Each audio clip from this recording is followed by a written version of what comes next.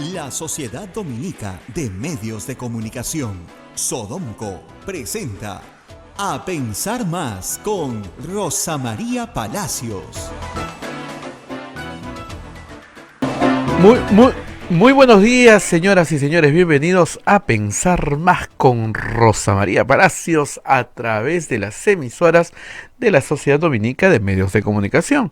La Sociedad Dominica de Medios de Comunicación está integrada por Radio Santa Rosa en Lima, 1500 en la amplitud modulada, 105.1 al sur de la ciudad de Lima. Radio Santo Domingo en Chimbote, Radio San Martín en Arequipa, Radio Veritas en el Cusco, Radio Cepago en Ucayali, Radio Quillabamba en la Convención, Radio Madre de Dios en Puerto Maldonado. También se une otra red de radios amigas como Radio Huánuco en Huánuco, Radio La Voz de Ayacucho en Ayacucho, Radio La Decana y Radio Pública en Puno, Radio San Valentín en Juliaca, Radio Moro en Ancash, Radio Cumbre en Huancayo, es la radio del Arzobispado de Huancayo, Radio Milenio en Satipo, AM Tagua nos ponen podcast en todo el Perú y el mundo, Apomaquisterio también, y también tenemos la página web de Radio Santa Rosa, www.radiosantarosa.com.pe, y los aplicativos móviles.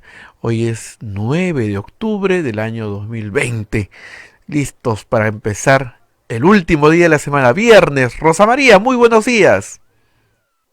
Muy buenos días, Abel, muy buenos días a todos nuestros oyentes en el Perú y en el mundo entero. Yo estoy lejos de Lima, hacia el sur de Lima, pero aquí en Cerro Azul, la verdad que calor no hay.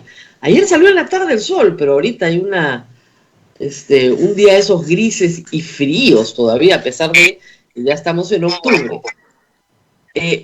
Vamos a tener que comentar varias cosas, Abel, que han sucedido ayer. Bueno, partido de fútbol, la gente contenta, finalmente a las 5:30 de la tarde jugaba la selección peruana en Asunción contra Paraguay. Según los entendidos, yo no soy entendida en la materia, y aquí donde estoy no hay televisor, así que solamente puedo ir leyendo o escuchando. Al Perú le fue bien porque empató fuera de su cancha, así que bueno, parece que todo iba muy bien. Y las cosas iban bien. Y se esperaba que ayer se votara, por supuesto, el proyecto de ley que anunció el señor congresista Bazán con nosotros en la mañana. Bueno, el tema del feriado no se tocó, o sea, se debatió, se pidió una cuestión previa, se suspendió la votación, se aprobó la cuestión previa y el proyecto que habían anunciado esta mañana, ayer en la mañana, no se votó. Y creo que viene con mala perspectiva, porque creo que el Congreso no lo quiere aprobar. O sea, el tema de los trabajadores los tiene sin cuidados. Pero mientras ocurría el partido de fútbol, sí ocurrió un asunto bien grave en el Congreso. Bien grave porque creo que hay que jalar más la madeja para encontrar la otra punta. ¿De qué se trata? Durante el Congreso disuelto, no ahora, en el Congreso disuelto, los congresistas Velázquez Quezquén y Tamara Arimborgo, de la Comisión de Educación, ustedes recordarán, aprobaron un dictamen para revertir un proceso del 2014 en el sector educación. ¿Qué había pasado en el 2014 en el sector educación? Se comenzó a hacer mucho más evidente que era imprescindible poner en el centro de la educación peruana al maestro. O sea, al alumno como objetivo, pero al maestro como el eje central, ¿no es cierto?, de un programa de mejoramiento de calidad. Puedes tener los mejores materiales del mundo, puedes tener tablets, puedes tener una infraestructura estupenda, pero si el maestro es el mismo maestro que has tenido cuando no tenías eso, no vas a mejorar la calidad de los niños. Es central el maestro tiene que estar adecuadamente formado. La ley de carrera pública magisterial lo que promueve es la meritocracia, promueve que el profesor que se capacita de manera constante, que sigue estudiando, ese es premiado. El profesor que no se capacita, que no quiere seguir formándose, ese va a ser postergado. ¿Eso qué promueve? Un mejor profesor en el aula. En el marco de esas actividades, en el 2014, se toma una prueba nacional y se le dijo a profesores que habían ingresado a la carrera magisterial sin título, que tenían tiempo para sacar su título. Se les venía diciendo hacía años, saquen su título. Y se presenta la prueba y pasan 3 cosas. Un grupo de profesores que no tiene título no puede dar la prueba porque no tiene título. Y ustedes dirán, pero ¿cómo entraron a la carrera magisterial sin título? Pregúntenle al primer gobierno de Alan García, cuando Mercedes Cavadía fue ministro de Educación y entraron sin título al magisterio cualquier cantidad de personas, porque se concebía el magisterio como una carrera de refugio. Y se multiplicaron las normales por todo el país sin ninguna calidad pedagógica y se comenzaron a formar maestros con poca calidad pedagógica. Algunos, yo creo que muchos, hicieron el esfuerzo de seguir estudiando y superarse, otros se quedaron en el camino. Pues bien, se toma el examen en el 2014 y desaprueban de los interinos que estaban 14.000. Estos 14.000 se dividen en 3 grupos. Primero, los que no tenían título y no dieron la prueba porque no podían darla. Segundo, los que dieron la prueba y lo jalaron, pues no pasaron la prueba. Y el tercer grupo fue un grupo que se negó a dar la prueba, que consideraban que no les correspondía dar prueba y que ellos no tenían por qué dar prueba. Muy bien, esos 14.000, ¿no es cierto?, se quedaron fuera. Hoy por hoy, el magisterio tiene 240.000 maestros que han ingresado a la carrera en sus respectivos concursos, que ya pasaron sus exámenes, que ya estudiaron, que se esforzaron. 240.000 maestros esforzados, que son los que componen el Magisterio Nacional. Y por supuesto, cada cierto tiempo tiene que seguir habiendo concursos públicos porque los profesores se jubilan, ¿no es cierto? Hay una rotación natural. Pero la idea es que los maestros que tenemos puedan seguir capacitándose. De ahí múltiples programas del Ministerio de Educación para fomentar maestrías, para fomentar otro tipo de capacitaciones a nivel nacional. Pero estos 14.000, que en 2014 salieron del magisterio hace 6 años, claro, no se quedaron quietos. En el Congreso disuelto lograron un dictamen para que los reincorporen, como lo están escuchando todos ustedes. Sin examen, sin nada, pasa nomás, regresa. Inclusive en el mismo puesto en el que tenían o similar.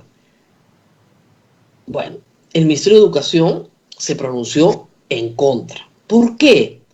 Porque hay que decir que estos 14.000 o sus dirigentes, etcétera, ya habían planteado acciones en el Poder Judicial y habían perdido. Llegaron al Tribunal Constitucional y perdieron. Y perdieron, porque lo que hizo el Ministerio es lo que cualquier Ministerio de Educación haría. ¿Cómo hago para mejorar la educación de mis niños? O sea, el interés de los niños es lo primero. Y no está de más recordar que las evaluaciones de aprendizaje que tenemos en el Perú todavía califican muy mal. Los niños peruanos, lamentablemente, no entienden lo que leen, no pueden hacer operaciones matemáticas básicas. Cuesta mucho que mejoren esos índices. Han ido mejorando a lo largo de las décadas, pero todavía estamos muy atrás. No les digo respecto al mundo, respecto a la región. Y más en este año, imagínense ustedes con todas las carencias que tenemos. La educación peruana en este momento tiene 300.000 niños que no están accediendo a educación, porque no tienen conectividad. Ese debería ser el primer problema.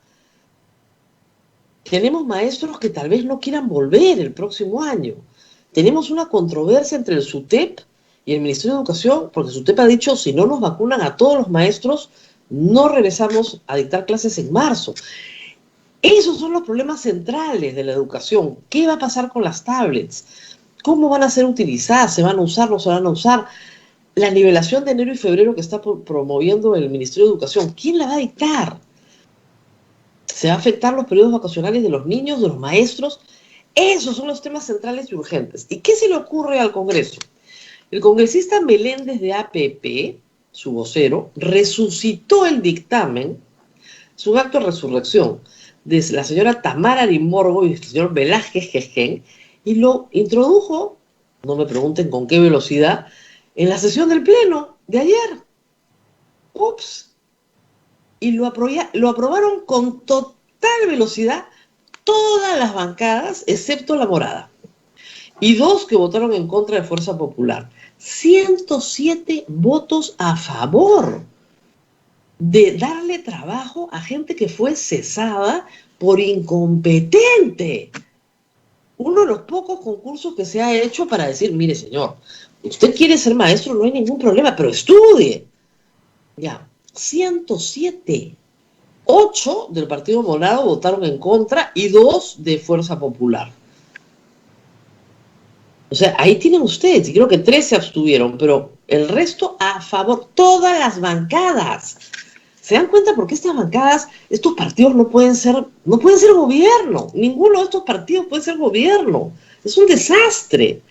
Es realmente un atentado contra la educación peruana. Inmediatamente se ha pronunciado la ex ministra Flor Pablo, se ha pronunciado algunas autoridades del Ministerio de Educación. Además, están tan apurados, tan apuraditos, que exoneraron de segunda votación de frente y le entregaron el proyecto, ya está listo para mandarlo al Ejecutivo, que espero que lo observe. No se entiende esto, Abel, si es que no hay un sustrato de corrupción. Discúlpenme, pero no puedo entenderlo. No puedo entenderlo. Ya hay 240.000 profesores. Digamos, el magisterio tiene en este momento sus plazas cubiertas. Siempre hay, por supuesto, concursos, rotaciones, como les decía, lo que ustedes quieran, pero en este momento no hacen falta profesores. Y reincorporas a 14.000 para darle una chambita ¿a quién? Esa es la pregunta. ¿A quién le estás dando chamba? ¿Quién es pariente acá de algún congresista? Dentro de estos 14.000, ¿cuántos tienen pariente congresista, amigo congresista o militancia en alguno de estos partidos para darle chambitas a todos estos? No hay otra explicación. O sea, resucitas un proyecto que no es prioritario para la educación peruana. Lo introduces durante un partido de fútbol, para que nadie te mire.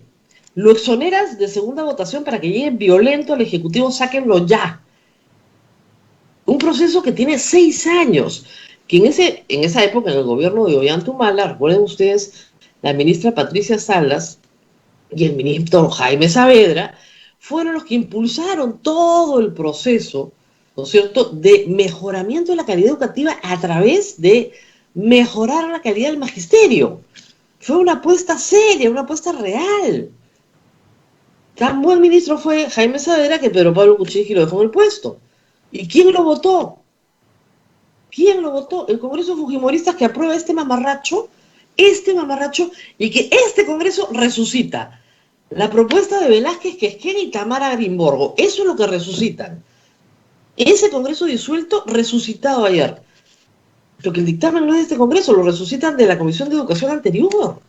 Así de escandaloso. Entonces, aquí hay gente muy interesada en tener una chambita del Estado, o no se entiende cuál es el apuro del señor Meléndez. No tiene ningún sentido. ¿Qué es lo que va a pasar? Lo que está pasando ya en la dinámica legislativo-ejecutivo. Van a mandar el proyecto al Ejecutivo. El presidente lo va a observar. Como digo, ya en el Tribunal Constitucional se resolvió este tema. Muy bien, va a regresar al Congreso. El Congreso va a insistir. ¿Qué va a hacer el Ministerio de Educación, el Ejecutivo? Enviar el proyecto al TC para que lo declaren inconstitucional. O sea que a los 14.000 que están haciendo colita, váyanse a sus casas, ¿eh? Porque acá no van a conseguir la chamba tan rápido como les ha prometido el congresista Meléndez. Eso no va a ocurrir. Es una barbaridad. Es una barbaridad, de verdad. Necesitamos, en el momento que se necesiten más maestros, necesitamos maestros que pasen los exámenes. Y además piensen ustedes en esos 240.000 maestros que sí han estudiado, que sí se han esforzado, que sí han pasado sus exámenes, que sí están en permanente búsqueda, que sacan una maestría, algunos tienen doctorados, que están trabajando duro para mantenerse dentro de la carrera magisterial en las mejores condiciones, y el Congreso dice que esos 14.000 que no pasaron el examen, que pasen nomás. Ojo, gente que no tiene título y estuvo durante años en el magisterio, y se les dijo y se les advirtió, saca tu título, nada, no sacan su título. Gente que estuvo años en el magisterio con poca calidad, ¿por qué? porque provienen de una formación muy, muy mala. Durante el gobierno de Alan García, el primer gobierno de Alan García, las normales se multiplicaron por todo el Perú. Cada provincia tenía una normal. Luego se han cerrado, sí, durante el gobierno de Fujimori y durante el segundo gobierno de García, porque no tenían la posibilidad, educación superior, de brindar la calidad necesaria y se reagruparon en un número de escuelas normales que sí podían perfectamente formar profesores, ya con rango universitario, en otras condiciones. Y se crearon normas más difíciles, una nota mínima de 13 o 14, creo, para pasar tus exámenes, en fin. Se pusieron normas más competitivas, digamos, forzando a las personas a estudiar un poco más. Reitero, lamentablemente la educación se convirtió en una carrera muy precaria, una carrera refugio, donde además muchísimas mujeres encontraron, ¿no es cierto?, una carrera de refugio mientras, ¿no es cierto?, criaban a sus hijos.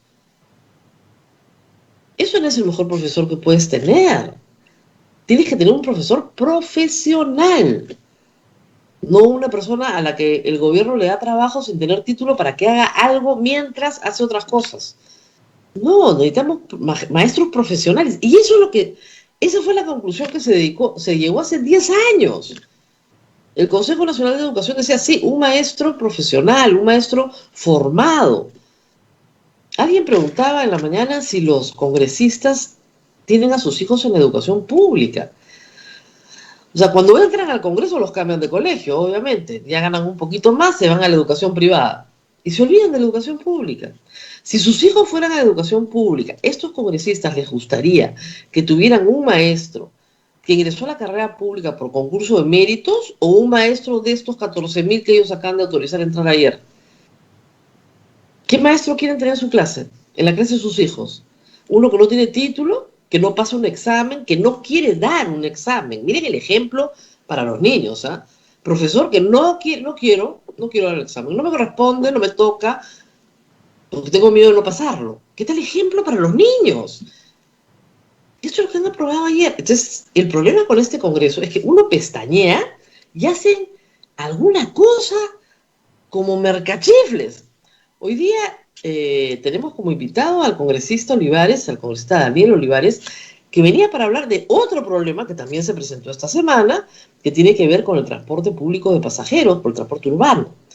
Y justamente esta idea de prorrogar rutas cuando no corresponde prorrogar rutas. Miren, vamos a tener que hablar de este tema de educación también, porque la cosa viene realmente mal. Uno pestañea y el Congreso saca una norma que hace daño. Y en este caso ya ni siquiera hace daño al presupuesto público, que lo hace, porque está creando un costo que no tiene autorización para crear. Ojo, están creando, dicen, no son las mismas plazas. No son las mismas plazas, porque esa plaza ya está ocupada por alguien que ganó por concurso.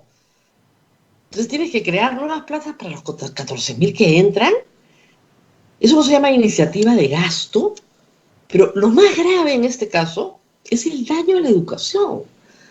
¿Cómo pueden jugar con la educación de los niños así en este año? En este año trágico, donde los niños no han podido ir a la escuela, donde los profesores han muerto tratando de dar clases, donde los niños tienen que caminar por los cerros a ver si consiguen señal. Este año al Congreso se le ocurre que para apoyar la educación peruana no hay nada mejor que meter a 14.000 maestros que tuvieron que salir porque no querían dar un examen, porque no pasaron el examen o porque no tenían título. O sea, no, ya al final uno dice, ¿en qué país estamos viviendo, la verdad? Bueno, a ver, creo que ya tenemos en la línea, está entrando en este momento el congresista Daniel Olivares para hablar justamente ya no solo de las rutas, del transporte urbano, sino de este tema que anoche francamente nos ha sorprendido. Yo creo que Abel también, porque Abel, como ustedes saben, Abel es maestro. Esto ya era una página cerrada, Rosa María. Yo, de verdad, ya la información de qué pasó acá, eso ya era parte de la historia. ¿Qué intereses hay, no? Esta pregunta. ¿Qué intereses hay? O sea, de verdad, es una cosa descarada. Como tú dices, esto es una historia del 2014, estamos en 2020, ¿no? Ya, Abel es maestro, ha estudiado en la Universidad Católica, tiene sus títulos, ha trabajado siempre en el sector privado, pero no puede ser. Bueno, ahí tenemos ya a Daniel Olivares en la línea. Muchas gracias por contestarnos temprano en la mañana de este viernes. No, aquí. Estamos en comisión ya. Bueno, íbamos a hablar del tema de transporte, pero yo he abierto el programa diciendo que aquí el que pestañea pierde. Mientras la gente en el Perú veía el partido de fútbol, le han metido un agujero a la educación peruana, pero gigantesco. Y yo de verdad no me explico por qué. La bancada morada votó en contra, pero 107 congresistas votaron a favor de reincorporar a la actividad del magisterio a profesores que no pasaron el examen, que no quisieron dar el examen y que no tienen título algunos de ellos. ¿Quién mueve esto? Porque de verdad le digo, huele mal. ¿Quién mueve esto? Sí, además estábamos, buenos días, José María, además estábamos contentos porque, yo estaba súper contento además porque acabamos de aprobar la ley del libro de lectura, ¿no? Entonces estábamos muy contentos porque se había aprobado esto y de ahí empezaba Perú, que empezó jugando bien, además, ni idea, ¿ya? Porque no lo estábamos viendo, pero se escuchaba que no estábamos perdiendo, en fin, las cosas estaban funcionando bien. Pero entra este proyecto mientras estábamos ahí sentados y con poca gente en el pleno además, y lo que hicimos nosotros como bancada fue presentar una cuestión previa que le presentó Francisco para decir, miren, ya, bacán, quieren presentar este proyecto, pero al menos, ya que es un proyecto del Congreso pasado, ¿no? Del fujimorismo, del aprismo y de Frente Amplio, mezclado, y no sabemos qué es lo que pasó en ese momento, cuál fue la discusión, nadie tiene claro qué pasó, qué se discutió en ese momento, llevemos la comisión, que se estudie y tráiganlo de vuelta ya. Pero, ¿qué había pasado? Habían algunos colegas, no sé quién en realidad, que había llevado a los posibles beneficiarios de la ley, que son estos directores que ya no están en la carrera ahorita porque o no se presentaron al examen o lo jalaron, sentados en las graderías. Entonces era una presión, una olla donde cada discurso de cada colega que hablaba de que íbamos a hacer justicia con los maestros eran aplausos a rabiar, y obviamente todos menos nosotros porque nosotros fuimos los únicos que votamos en contra, pero era como una gran celebración, ¿no? Y yo a veces pienso, Rosa María, cuando estamos allá adentro, que fuera como una dimensión paralela, ¿no? Donde no nos diéramos cuenta que en realidad eso va a terminar y después de la felicitación y los aplausos que nos vamos a dar, la realidad va a aparecer, ¿no? Y la realidad es que esa ley lo que hace es perjudicar la meritocracia de la carrera pública, como lo dijo bien Flor Pablo, terminando la votación, ¿no? Ex ministra que ha estado en el tema y que dijo muy bien que ella lo que había tratado de hacer con ese grupo de maestros, porque hay que atender a la gente, es capacitar, o sea, entrar a un proceso especial donde se les capacite y se les meta un examen extraordinario, una cosa así. No querían, nunca quisieron. Para que entren por la puerta, ¿no? Para que no entren por la ventana, para que sea constitucional y ordenado y no hayan disputas legales. Pero lamentablemente esas propuestas no son tan populares como las leyes, así, ¿no? Congresista, en realidad, se lo explico, estas personas sin título durante años les dieron la oportunidad de sacar el título. Es más, se pueden presentar hoy en cualquier concurso. Lo único que tienen que hacer es sacar su título o estudiar para los concursos, otros concursos que se han presentado. Pero no quieren dar el examen. Quieren que los metan a la carrera sin pasar los exámenes. A mí lo que me sorprende, y usted nos da un dato importante, es que han estado ayer físicamente en el hemiciclo, presencialmente, pero eso no está prohibido. Bueno, había poca gente, tampoco es que había una manchaza, ¿no? Pero sí se había llevado, igual como fueron también los representantes de la Cámara Peruana del Libro para escuchar el debate a mí me parece, a ver, en idea me parece bien, ahora que lo veo me parece un poquito peligroso esa costumbre de empezar a llevar ahí a que se sienten los... Además, congresista Olivares, los representantes de la Cámara del Libro pues serán 3, a todo meter, ¿no? Con todo el cariño que le tengo a mis amigos libreros, pero serán 3 o 4, ya, 5 ya es una fiestaza. Acá hay 14,000 maestros con un conflicto de interés gigantesco, porque esto es darle trabajo a personas que pueden ser parientes, amigas, militantes. Eso se llama conflicto de interés, eso está prohibido en el reglamento de ética y es delito. Sí, a mí me preocupa que se le dé falsas expectativas a la gente, ¿no? Porque yo los veía ahí sentados, porque los tenía al frente, y decía, los veía contentos, ¿ya? Porque se estaba votando esto, y yo decía, ok, en el razonamiento, ¿cómo será la historia de cada persona? De repente, quién sabe, pero están contentos porque, no sé, se siente que ya se está ordenando las cosas, y esa ley no va a pasar, esa ley primero se va a observar, después se va a insistir, después va a ir al tribunal otra vez, que ya ha ido al Tribunal Constitucional antes, por segunda vez va a ir, yo no sé que si estamos rompiendo un récord de mandar la misma ley 2 veces a un TC, hay que ver eso, y me da pena la expectativa frustrada nuevamente para estos maestros que en realidad mucho mejor hubiera sido que su Congreso les diga, miren, está muy bien que quieran entrar y que sigan ahí su tenacidad y el rol que han cumplido en tiempos difíciles, pues hagamos, hasta si quieren presionemos al Ministerio de Educación para que empiecen un proceso inmediato de capacitación a ustedes, otro proceso, y hagamos otro examen. Y eso de repente hubiera sido mucho más sostenible y lo hubieran aceptado muchos de ellos. No, es que ya hay algunos que sí han dado sus exámenes, han entrado, como tú dices, por la puerta principal. ¿Ya? Pero hay grupos pues irreductibles que además lamentablemente no han invertido lo que sí ha invertido el profesor, que sí ha estudiado, que sí hizo su maestría, que se capacitó, y están premiando al vago. El problema es que el Congreso está premiando al vago y ese es el ejemplo que le están dando a los niños peruanos. Ahora, yo no sé, yo calculo que ya la mayoría de los congresistas a estas alturas no debe tener hijos en la educación pública, porque de verdad que yo no entiendo. O sea, si yo tuviera un hijo en la educación pública, no, pues. Yo me he pasado el día en el pleno, estoy yendo los jueves ya porque es muy importante el contacto con los colegas para poder entendernos, porque así por una pantalla una vez por semana es imposible generar vínculos, y he hablado con varios, ¿ya? Varios, sobre el tema. Y mi percepción es que muchos no sabían exactamente cuál era completamente el contexto. O sea, yo escuchaba en momentos, en el almuerzo, tal, alguien decía, no, esto de acá es así. Y otro decía, no, porque en realidad tal. Y otro, no, en realidad porque es tal. Entonces yo digo, cuando hay esas dudas, que es normal, porque son cosas complejas, tal, ¿qué es lo que se tiene que hacer? Discutirse en comisión. No se puede meter un proyecto con dudas al pleno para decidirse, porque ahí es como ya ir al examen sin todavía haber estudiado, ¿no? Ahora, para que quede claro, este proyecto efectivamente lo hizo Javier Velázquez Casquén y Tamara Limborgo. O sea, saquen su línea. Muy bien. ¿Apareció de pronto ayer? ¿Estaba agendado?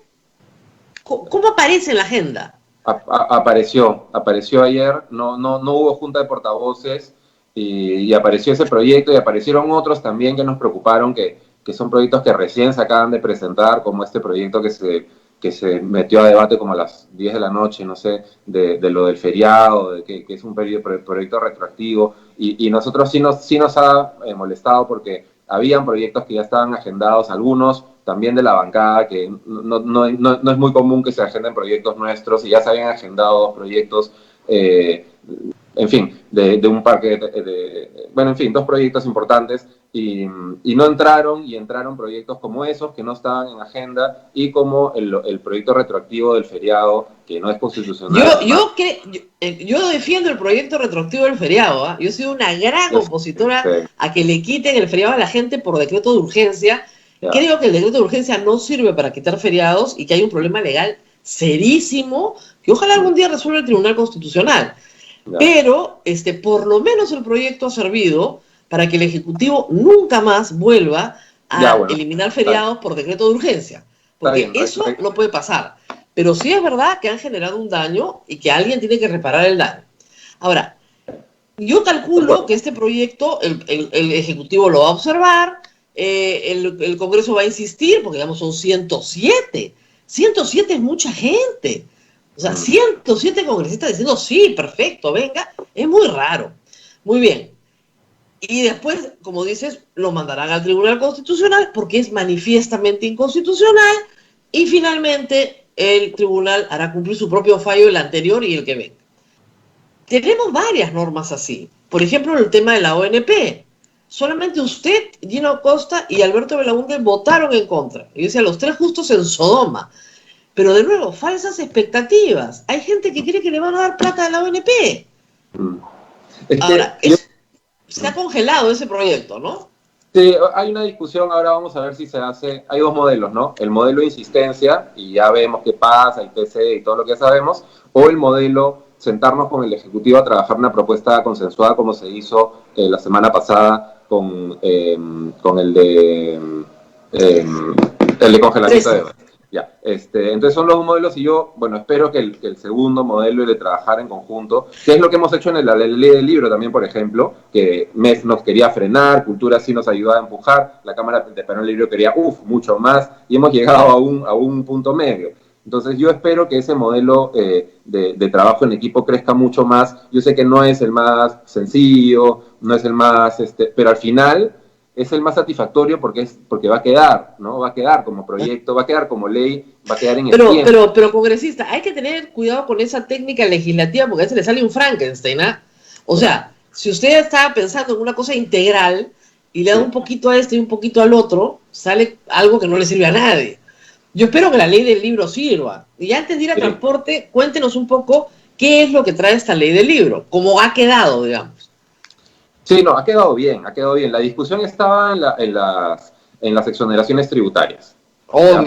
Obviamente la industria del libro quería inafectación, ¿no? que no haya impuestos, digamos, por decirlo en fácil, y lo que quería el MEF es que sí hay. Entonces, lo que hemos llegado es que hayan algunas exoneraciones, pero temporales, o sea que a los 3 años se evalúan. El Ministerio de Cultura va a evaluar, ¿funcionó o no funcionó? ¿Generó un círculo virtuoso o no lo generó? Entonces ahí es donde se van renovando. Y es lo que hablaba con la gente de la Cámara Perón del Libro al final. Me dijo, pero cada 3 años. Le digo, ya, pero van a llegar dentro de 3 años en otro estatus, porque ustedes durante 3 años van a tener una ley que les primero le mete plata a la compra de libros y a la equipamiento de bibliotecas a nivel nacional.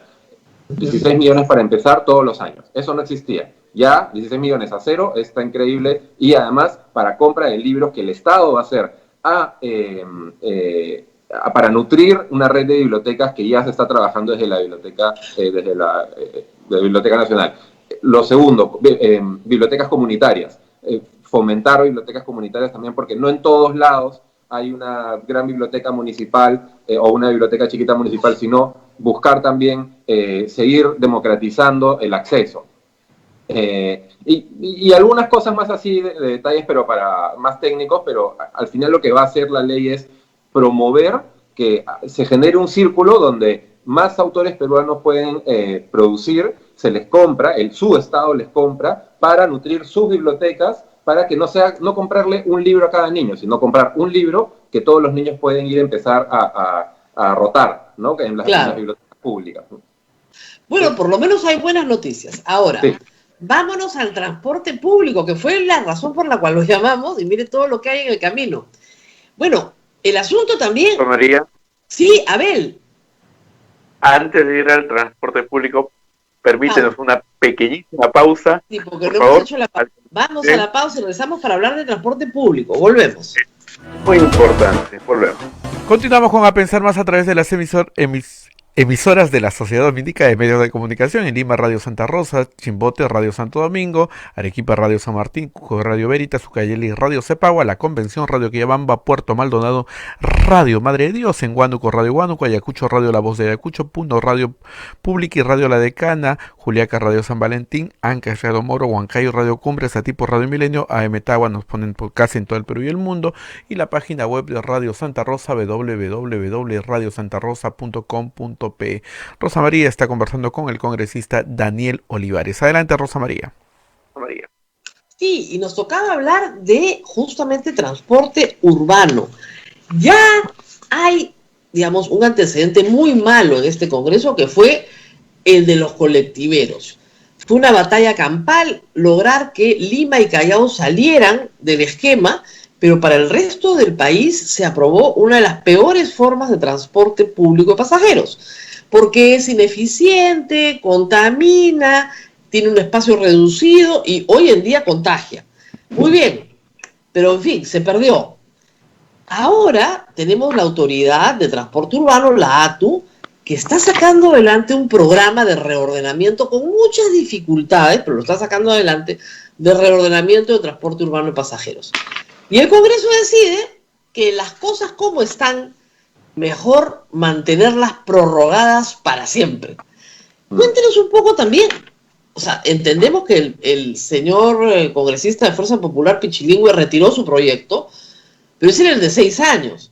El de Acción Popular es de 10 años. ¿Qué hay detrás de esto? A ver, cuéntenos también, porque huele mal, le digo, ¿ah? Sí.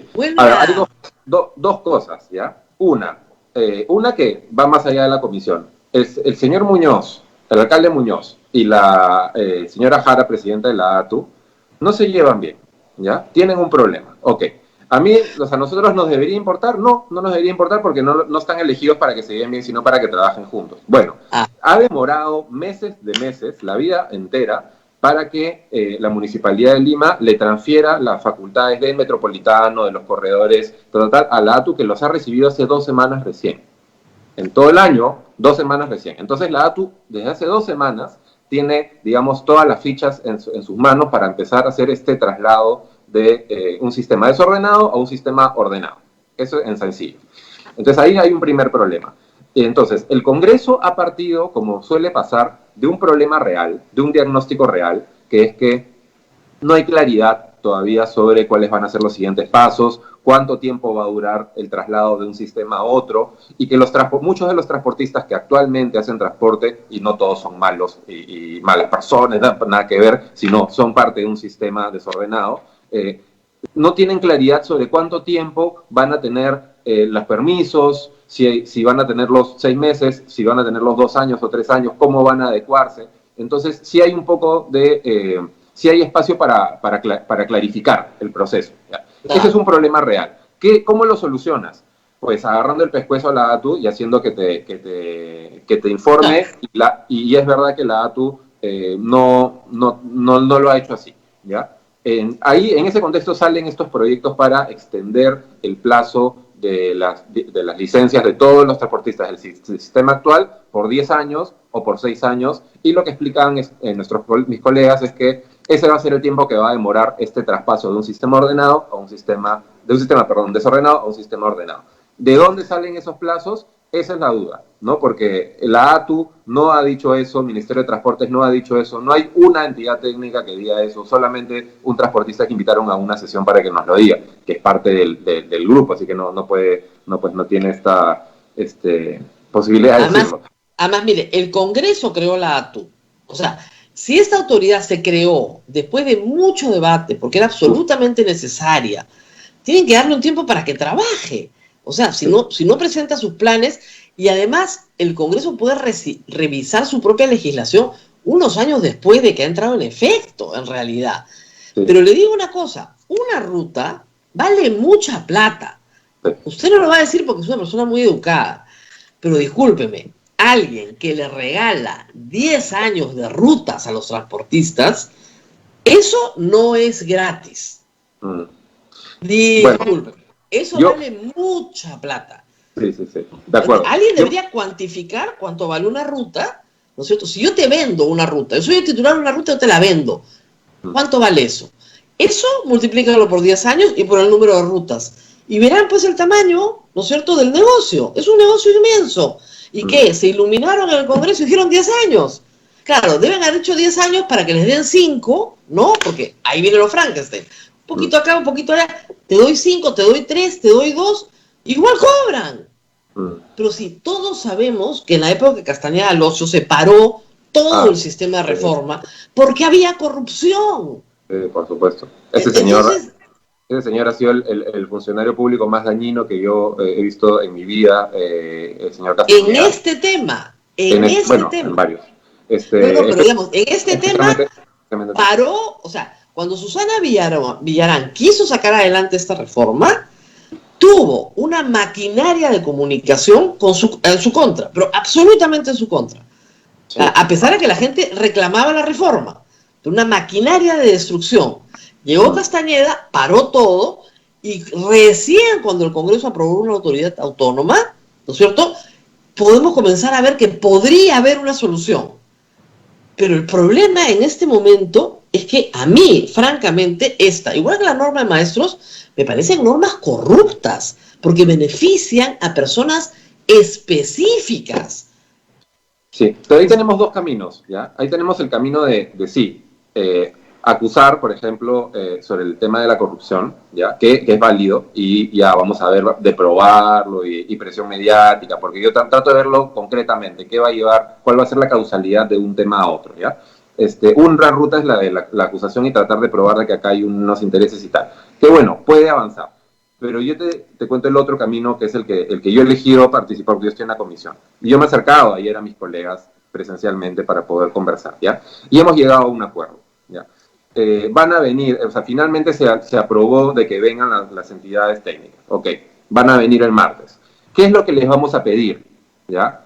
Dos cosas, ¿ya? Y con eso deberíamos pasar el tema y pasar la página. Una es que nos digan cuánto se van a demorar en este traslado del proceso, el sistema informal, no desordenado que tenemos, al sistema formal. ¿Para qué? Para que además de que los ciudadanos sepamos, para que los transportistas también sepan, ok, esto va a demorar 2 años, ya, entonces de repente las licencias se van a extender 2 años y no cada 6 meses porque no sé qué, ya, o veremos, pero que al menos se sepa, ya, que se sepa cuál va a ser el esto y que haya un poco de seguridad jurídica, que es uno de los argumentos que levantan los colegas. Entonces la ATU sí va a tener que esforzarse. Yo sé que el Ejecutivo no le gusta siempre dar plazos exactos, pero al menos que nos dé estimados de lo que le va a tomar cada cosa. Lo van a tener que hacer.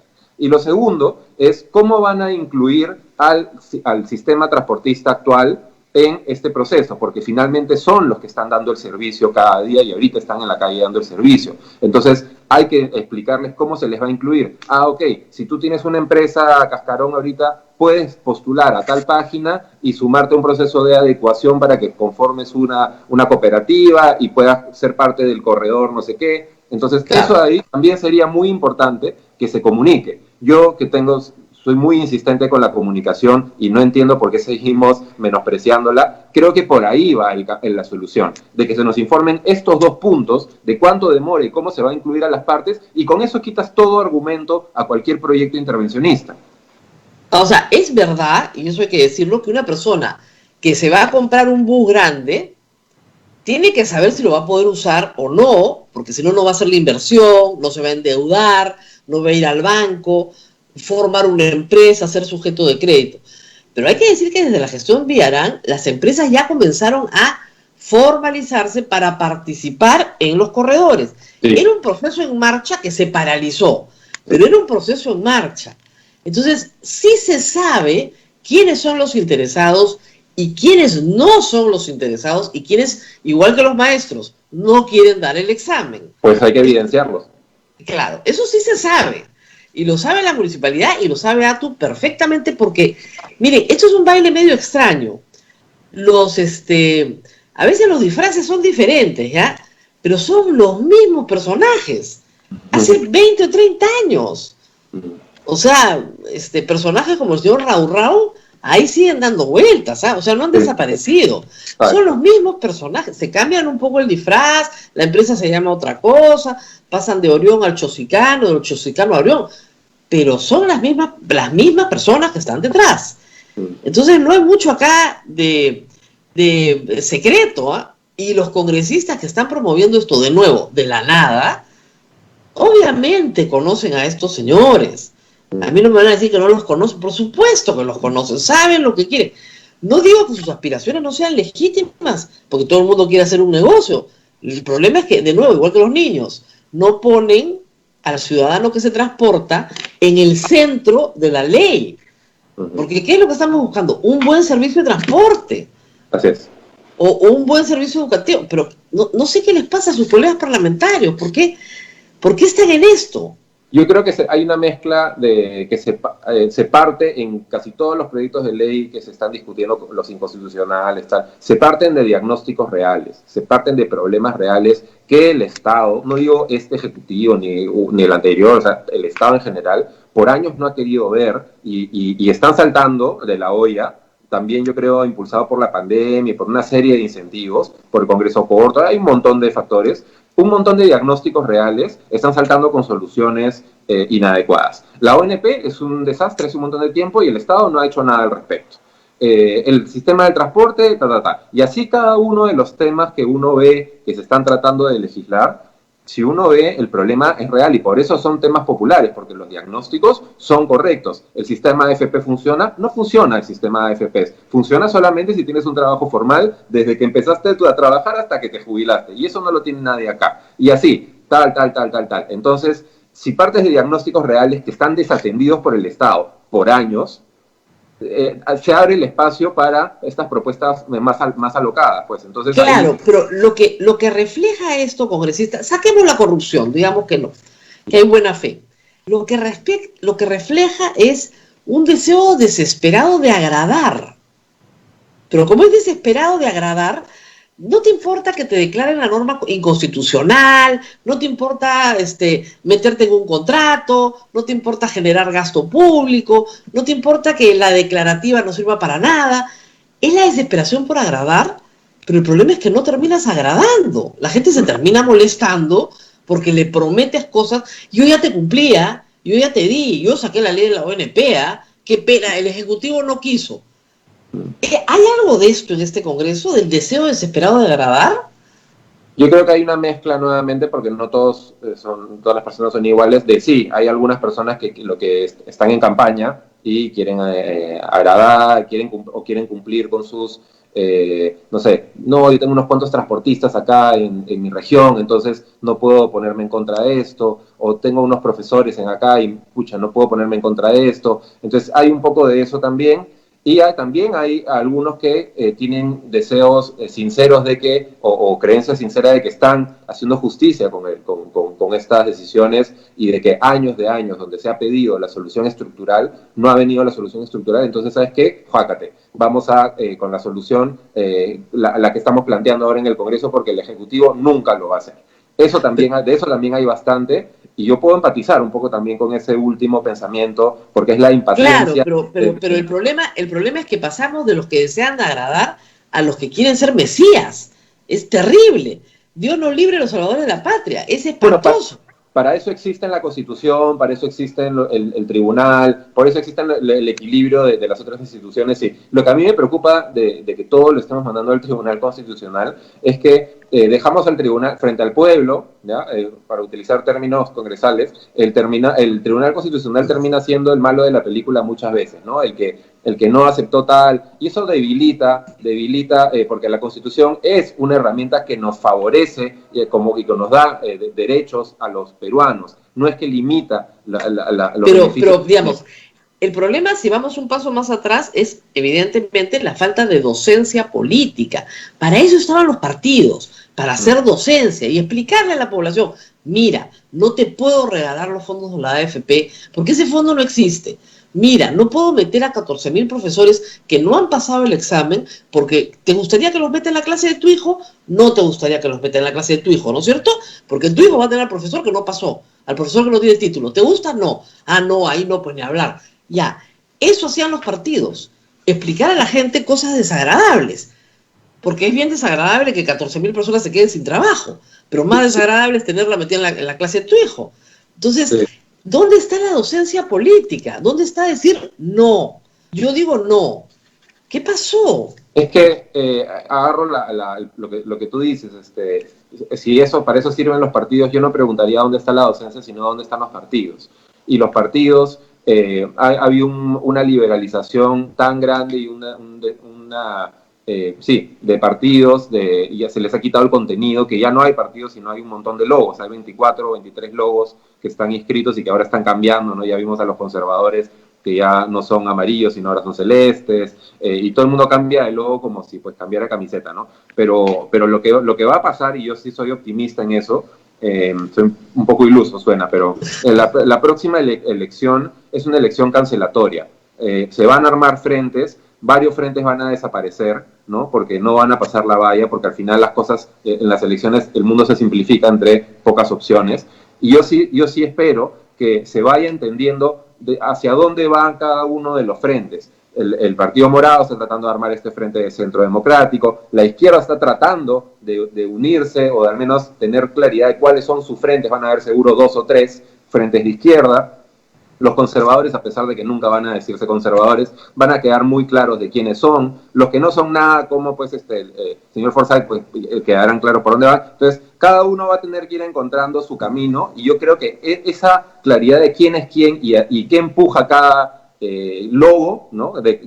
Nosotros empujamos ideas progresistas responsables. Nosotros progresistas, pero un poco más radicales. Nosotros, conservadoras radicales. Entonces, sí se tiene que ir encontrando cuál es la línea política, ideológica de cada uno, y eso es lo que te va a marcar quiénes te van a seguir a ti, y eso yo creo que puede ordenar un poco esta docencia que mencionas, que ya cada uno trate de explicar las cosas de acuerdo a su ideología. Y eso es saludable, van a haber diferencias, pero es saludable porque al menos van a haber algunas líneas. Hoy no hay ni una.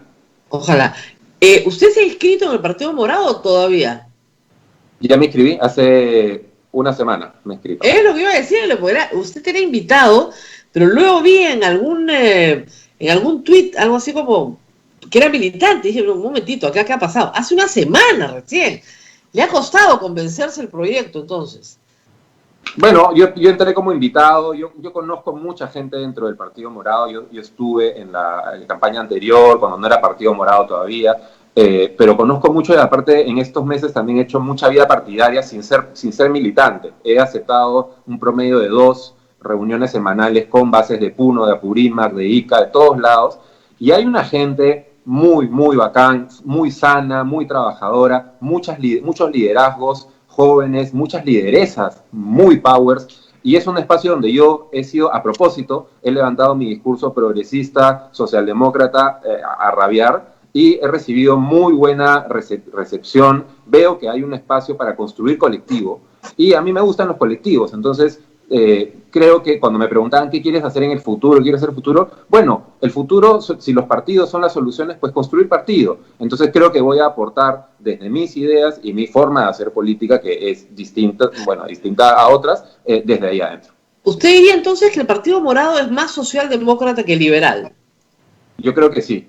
Yo creo que sí, porque claramente está terminando de un partido de centro, porque se termina inclinando porque las ideologías están a los costados, ¿no? Entonces, es curioso porque socialdemócrata se reclama el APRA, por si acaso, y socialdemócrata o demócrata cristiano se declara el PPC. Ajá. Mire qué grupete. Mira, sí, yo no podría estar en el PPC porque yo creo en la separación de la política y la religión, y no puedo, un partido pues no además de ser agnóstico, pero sí, yo el PPC, por ejemplo, con quien no comparto muchas cosas, ellos son más conservadores, digamos que están a la centro derecha, por decirlo en sencillo. Yo respeto a ese partido. Yo respeto a muchos de los liderazgos de ahí. Marisol Perestello, yo le tengo mucho respeto a Marisol, me encanta sus formas. En fin, hay personas adentro que creo que son valiosas, creo que están buscando hacer un buen rol ahora, de ordenarse. Yo no creo que necesitemos un buen partido, creo que necesitamos varios buenos partidos. Entonces, a mí me parece bacán que hayan distintos matices de hacia dónde empuja cada uno. Yo voy a empujar porque el Partido Morado sea un partido socialdemócrata, la ideología es republicana, ¿no? Pero que empujemos la socialdemocracia, y esa va a ser mi apuesta adentro. Muy bien, antes de despedirnos, en la pausa me decía usted que le veía cierto valor a los proyectos de ley declarativos, que creo que nos dan la pista para entender qué pasa en la psiquis de los congresistas. Yo siempre les he dicho a los congresistas que he podido entrevistar, no hagan eso, crean falsas expectativas, pierden el tiempo. ¿Qué importa que los negritos de Maracumbé sean patrimonio nacional o no? ¿Qué importa? O sea, que el puente tal sea declarado de interés nacional. Pero los congresistas creen eso, igual como que creen que pueden sacar un proyecto de ley inconstitucional para que el pueblo crea que por lo menos se han ocupado del tema. ¿Es así o podemos descartar los proyectos declarativos de una vez? Yo creo que son parte de un sistema que va más allá del Congreso. Porque, por ejemplo, yo estuve en una reunión hace poco con dirigentes, ¿ya? No un congreso, sino con dirigentes de X lugar, de una región. Y me pedían un proyecto declarativo, ¿ya? Y no me lo decían declarativo, pero era un proyecto que yo decía, este es un proyecto declarativo. Y yo les dije en esa reunión, con un montón de dirigentes, pero es un proyecto declarativo. Es un proyecto que en realidad no va a generar efectos, porque va a hacer es como una recomendación al Ejecutivo para que haga tal cosa. Eso es en sencillo. Y me decían que igual lo querían. O sea, que igual querían el proyecto declarativo porque eso avanzaba la agenda, ¿ya? Que tenían, que era una agenda válida, y sin el proyecto declarativo no iban a ir al tema de fondo. Entonces sentían que era como un paso hacia el tema de Ahora, es una manera muy ingenua de creer que las cosas se van a dar. Cada uno es dueño de ser ingenuo, ¿no es cierto? Claro. Pero habría que hacer un poco de docencia ahí política y explicarles que eso no va a suceder. Que podemos sacar toneladas de leyes declarativas donde no se construyó la universidad, donde no se hizo el puente, donde no se hizo la irrigación. Son cerros de proyectos, o sea, que no sirven absolutamente para nada. Pero, ahora, mira la consecuencia que podría haber también si es que todos los proyectos son de fondo, ¿no? Yo no sé si creo que tendría el doble de canas ya en este momento, porque en realidad algunos proyectos declarativos son también momentos donde nos podemos poner de acuerdo de temas de fondo y que no van a generar tampoco... No, ya sé, son momentos... Yo sé que son momentos simpáticos, a todo el mundo le gusta pues la marinera, ¿no? Entonces la declaramos patrimonio cultural de la humanidad y bacán, ¿no es cierto? Y bailan marinera y ya está, listo, y todos nos reímos, pero para eso no está el Congreso. El Congreso está para dar pelea de asuntos de fondo. Y lamentablemente esos proyectos declarativos en campaña, tienen que ser súper detectados para avisarle a la gente que eso no va a ocurrir. Entonces, a mí me preocupó mucho, hace unos días me escribió un amigo de Manchay y me dijo, esto es verdad, pero emocionado, y era un proyecto declarativo que se había aprobado para la construcción de un hospital. Y sí me preocupó mucho porque era mucha expectativa de muchas personas, aparte que iban a decepcionarse de su estado una vez más, porque a pesar de que tienen el proyecto no se ha hecho el hospital, ¿no? Entonces, ahí sí me preocupa cuando estamos hablando de cosas que generan... O sea, yo sé que, claro, yo sé que para cualquier político es muy duro decirle la verdad a la gente, porque probablemente no voten por ti. O sea, hemos tenido varios casos de esos, ¿no? O sea, Mario Vargas Llosa se paró y le dijo a todo el Perú que el Perú estaba en una catástrofe económica y que había que hacer ABC, no votaron por él. Votaron por el otro que hizo exactamente lo mismo porque lo tenía que hacer. Pero decir la verdad yo entiendo que es muy difícil, muy duro. Y mucha gente te dice ni hablar, eso no va a funcionar. Un poquito de demagogia es indispensable para una elección. Pero usted es comunicador. A veces no es lo que se dice, sino cómo se dice. Si lo explicas bien, yo creo que los tiempos han cambiado y que ahora más bien decir la verdad es una buena estrategia, solo que no se ha entendido todavía en política. Yo lo hice mucho en mi campaña y yo, que era un perfecto desconocido, fui de los 10 más votados del país. Y decir la verdad ahora no es como en la época de Vargas Llosa, y también el cómo. Vargas Llosa, con el respeto literario que me merece, lo dijo de una manera bastante snob, varios escalones por encima de no, hay formas de entenderse con la gente y decirle, oye, nuestro camino de solución es por acá, esto de acá no funciona porque tal. Susel Paredes lo hace, por ejemplo. Susel tiene un estilo que te dice las cosas de frente y te escuelea un poco incluso, pero te las dice y te dice la verdad y a veces cosas que uno no quiere escuchar. Yo creo que esa es la ruta ahora de la nueva política, de decir las cosas de verdad y hacer docencia a la inversa de lo tradicional. Muy bien, al principio le voy a decir que la bancada morada ha tenido sus traspiés, y yo siempre lo recuerdo. En el tema de peajes se abstuvieron, en el tema de colectivos votaron a favor. Ya no, en el tema de la ONP, 2 congresistas votaron a favor, el resto se abstuvo y solamente 3 votaron en contra. Entonces, se presentan, al igual que los otros 8 partidos, con serios problemas frente al electorado del próximo año, porque todo el mundo va a recordar. El problema de los 9 partidos en el Congreso es que les van a recordar cada votación. ¿Cómo van a salir de eso? Sí, hay un problema de simplificación también que que va a tener que hacer una chamba que hagamos de ya, el voto y punto, ¿no? Pero por ejemplo con colectivos, nosotros dimos la pelea, fuimos creo que la única bancada que dio la pelea, logramos lo de sacar a Lima y Callao y fuimos nosotros que lo sacamos, y eso no se cuenta, ¿no? Se cuenta que, entonces ya después de que te pasaste toda la noche discutiendo con tus colegas, empezando el Congreso además, y ya eres el pesado, ya, y fuiste tal, no. Ok, sacamos a Lima y Callao.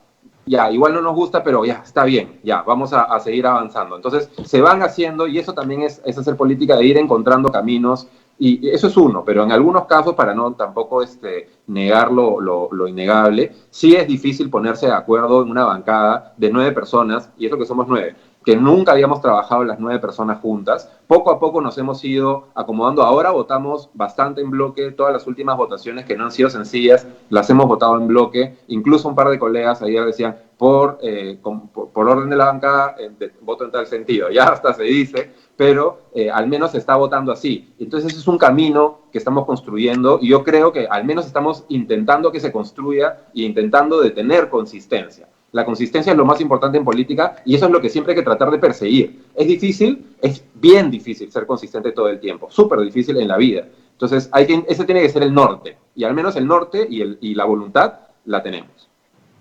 Bueno, muy bien, nos tenemos que ir despidiendo temprano, el congresista, porque nosotros sí somos católicos y hoy día hay misa. Entonces los viernes termina el programa temprano por la misa del Señor de la Justicia.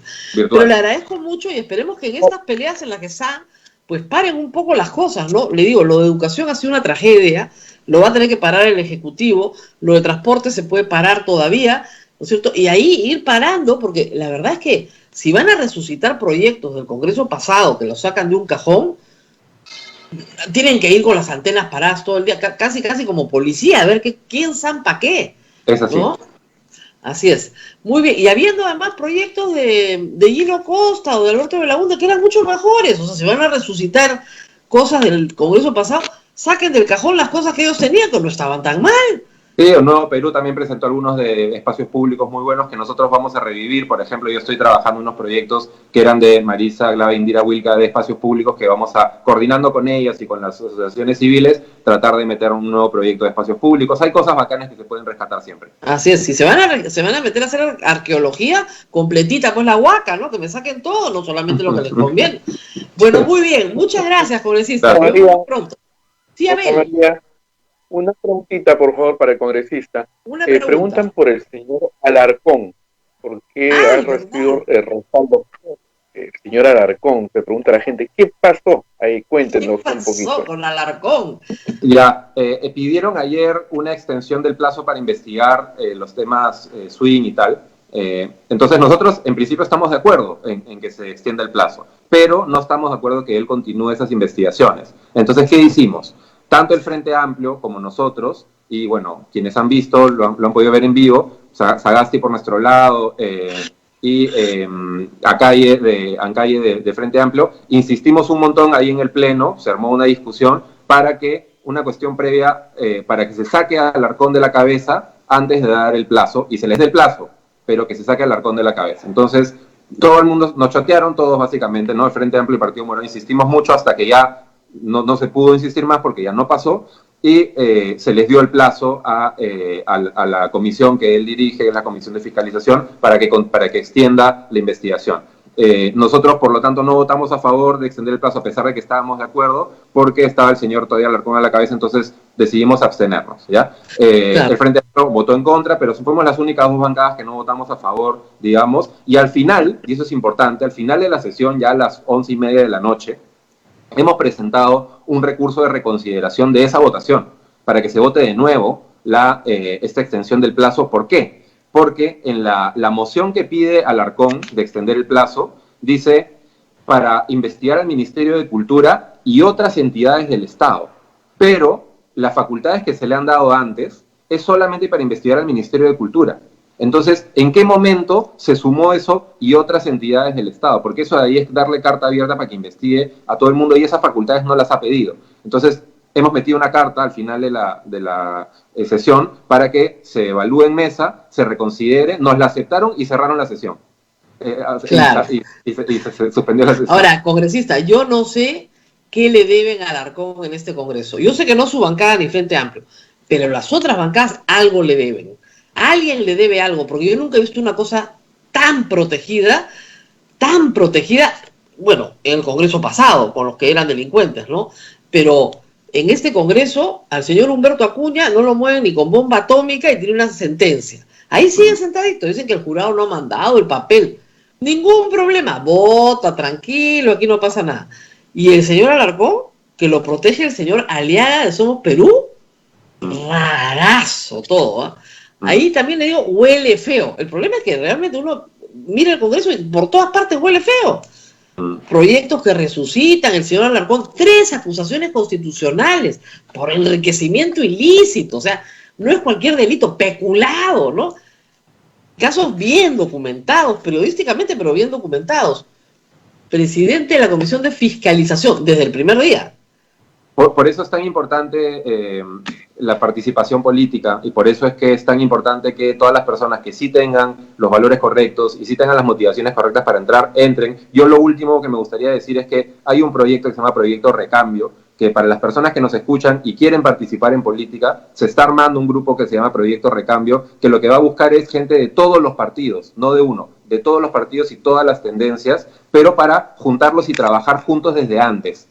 ¿Ya? Entonces, si a alguien le interesa renovar, busque Recambio y trate de encontrar, si no es ese, que busque otros canales, pero sí necesitamos más gente participando en política porque es nuestro Congreso, va a seguir estando ahí nuestro Congreso porque no se puede desaparecer el Congreso y darle tanto poder al Ejecutivo porque no sabemos quién va a ser presidente y para eso existe el equilibrio de poderes y hay que defender nuestro Congreso.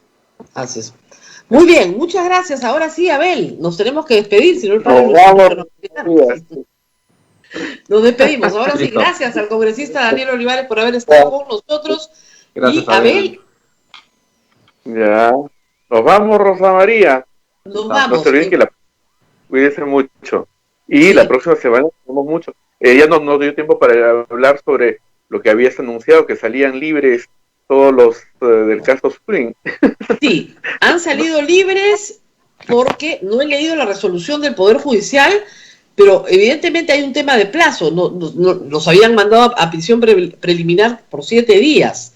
Entonces, claro, ya tenían que salir, pero además del tema del plazo, el Poder Judicial consideró que la resolución dada por el juez de investigación preparatoria, que es el que autoriza la investigación, la detención preliminar, no era pertinente. Es que no lo es, Abel. Yo se los dije desde el primer día. A mí me pareció un circo completo. O sea, es una contratación de menor cuantía. Son 9 órdenes de servicio que no suman en 3 años ni $50,000. ¿Y para eso vas a meter a la cárcel a 7 personas? Al que firmó, al que puso el sello, al que miró. O sea, gente que en realidad es parte del personal administrativo del Ministerio de Cultura. De verdad que no tenía proporción alguna. Miren, se ha hecho este laberinto por una persona, por Richard Cisneros. Y ayer el Congreso ha decidido que se contrate a 14,000 personas. Y eso sí es un escándalo. 14,000 contra una. Y los contratos de swing son de menor cuantía, por servicio, ¿no? Estos son perpetuos. Son plazas para siempre en el magisterio. 14,000, para que vean la proporción de las cosas. Pero en fin, nos tenemos que ir ahora sí, Abel.